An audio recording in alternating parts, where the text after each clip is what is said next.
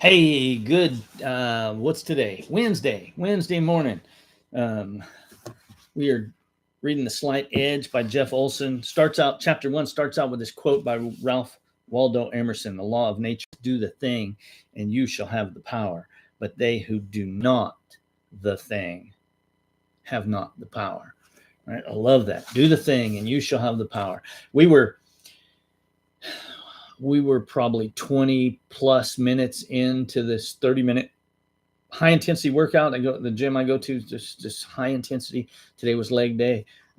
Anyway, 20 plus minutes in, and the trainer said to all of us, "This is where you decide who you're going to be. This moment right here is where you decide who you're going to be." Right. So chapter 1 of The Slight Edge talks about the philosophy, right? The philosophy of the Slight Edge. And you think about all the people that you know, right? All the people that you know. Some people are successful and some are, and you got to be careful. Yeah, I think you got to be careful with this because people define success differently, right? People define success differently, but you've got an idea, right? So he says he has worked with people from all walks of life, over time, and every single person on this planet has the same opportunity. Now, I know some people grow up in different places, in different environments and whatnot, but the people that you deal with on a regular basis probably all had pretty much the same opportunities. Why is one person successful and another is not, right? Some people are millionaires. Some people make a good living. Some people don't. They haven't gone anywhere. You probably know people from high school, as long ago as that might have been, longer for some of us than for others, who basically still live in their parents' basement. You know what I mean? So it's not a matter of luck. It's not a matter of timing or fate. It's not a matter of intelligence or skill or talent, right? We probably all know people that that we think maybe aren't the brightest, aren't the, and I'm not saying I'm better than anybody else, right? I have my flaws, but we know people who didn't go to school. Let's put it this way: we know people who didn't go to school, who didn't go to college, that are wildly successful, and we know other people that went to college and got lots of degrees and are, moderately successful or not, but that's just the way it is, right? When he talks about his business, he says he's risen to the very top with a lot of different companies, different product lines. And he said there's absolutely nothing brilliant about what he did, right? In every case, he said, I did the exact same thing every time, using ridiculously simple strategies made up of ridiculously simple lists of ridiculously simple actions, right? He said that if he sat down all of these strategies, everything that he's done to build his companies, the number, what do you say, the top 5 solar companies in the world, right? If he sat down with you, he said that none of these strategies are invented by him or devised by him, and he said they're so simple that if he sat down in a room with you for 20 minutes, he could show you exactly what he did to create 4 different, separate, independent, multi-million-dollar organizations and teach you how to do the same thing in 20 minutes. And the chances are that it wouldn't work for you. Not because of how to do it, right? It's not how to do it. If you don't change the way you think, then you will have rearranged what he said to you by the time you leave the room, right? I tell people in real estate, right? Here's the path to success. The problem is we go like this. We go, oh, I can do this different. I can, we go off on our own tangents, right? He says He says that he'll tell you exactly what to do, and you will have reinvented it by the time you'll have rearranged what he said by the time you leave the room. By the time you go to bed at night, you will have reinvented it, and in the morning you won't even recognize the information, right? So how can you be successful? How is not the problem, right? How is not the issue. It's how you do the hows that are important. The how to, he said, if how to do it was the answer, it would be done. It's how you do the hows that's most important, right?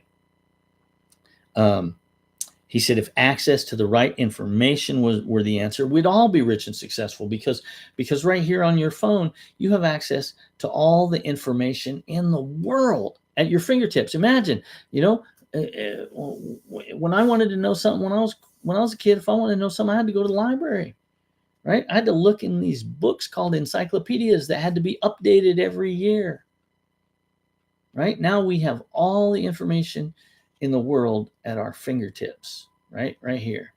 Somebody said one time that I heard it, that in the future, if we were to tell somebody, that we had everything that we needed, every bit of information for all of time at our fingertips, and what do? We watch cat videos, right?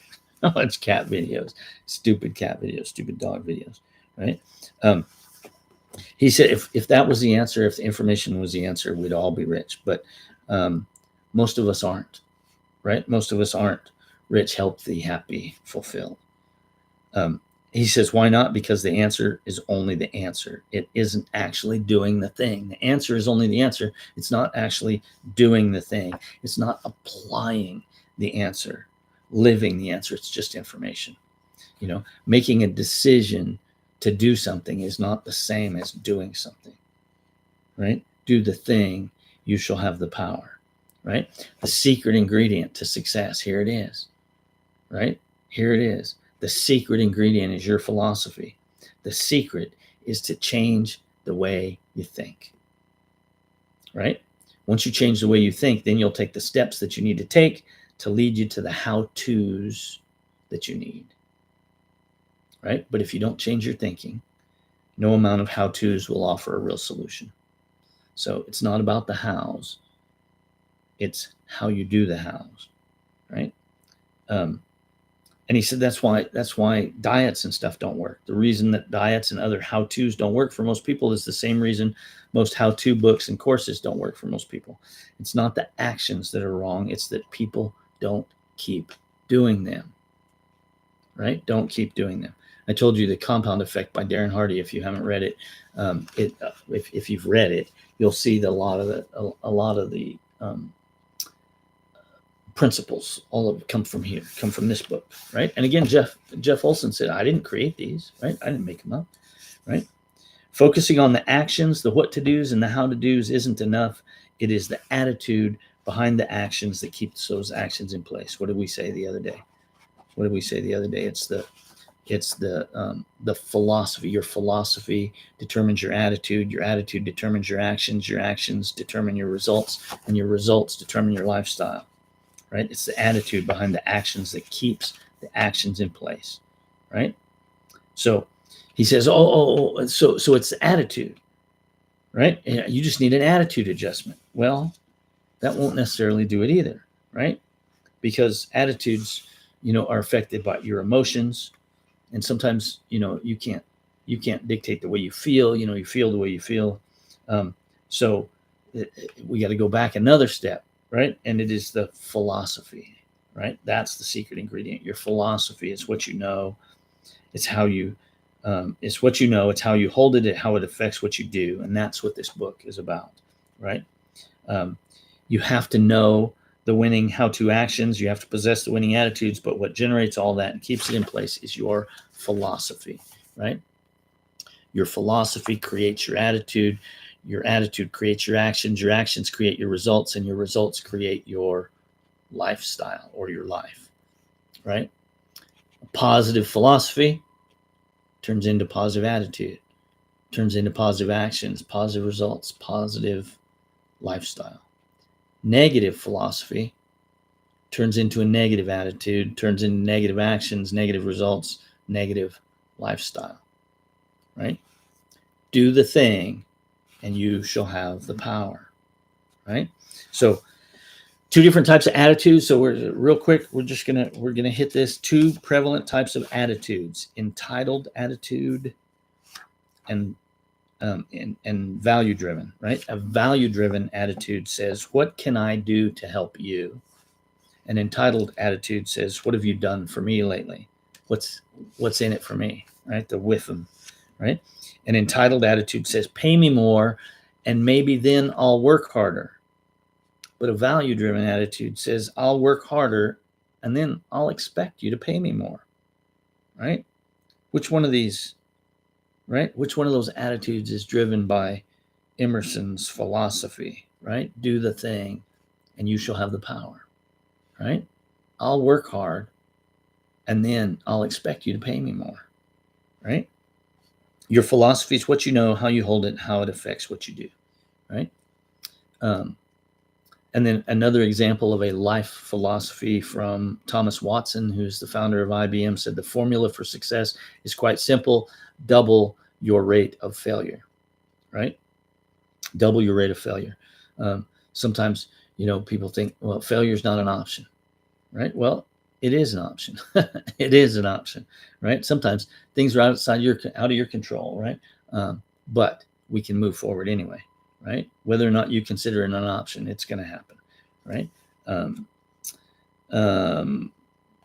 Successful people fail their way to the top. They just don't let failure stop them, right? They continue on. They continue to act, right? So your philosophy, let's go back. Your philosophy is your view of life. It is beyond feelings. It is beyond attitudes. Your philosophy drives your attitudes, drives your feelings, right? People are looking for that big break. They're looking for that quantum leap. They're looking for that secret ingredient, which really isn't a secret, right? We just told you what it was, your philosophy, right? Success is the progression of a worthy ideal. Successful people do what unsuccessful people aren't willing to do. And there's a natural progression to everything, right? There's a natural progression to everything. In order to get here, you got to start. You got to start here. You can't just, we don't have time travel, right? Like on Star Trek, right? You got to have faith in the process of simple positive actions repeated over time. The faith that miracles do happen, right? Just trust the process. Trust the process, right? So the key points to this chapter: your philosophy is the secret ingredient, right? What you know, how you hold it, how it affects what you do. Once you change the way you think, then you can then you can take the steps that will lead you to the how-tos. The things that you do every day, the things that don't look like they matter, do. They not only make the difference, they make all the difference, right? All the difference. Small things done consistently over time are what create success, right? So this is The Slight Edge by Jeff Olson. Remember, your philosophy drives your attitudes drive your actions drive your results drive your lifestyle. Want a better lifestyle? Change your philosophy. So, okay, that's it for today. I hope you will come back and join us tomorrow for chapter 2, The Secret of Easy Things, right? The secret of easy things. I'll tell you what it is right now. Easy to do is easy not to do. We'll go into that more in depth tomorrow. This is the Millionaire Mindset Book Club. Hope to see you tomorrow morning right here. Get out there and make today the best day of your life so far. See you tomorrow.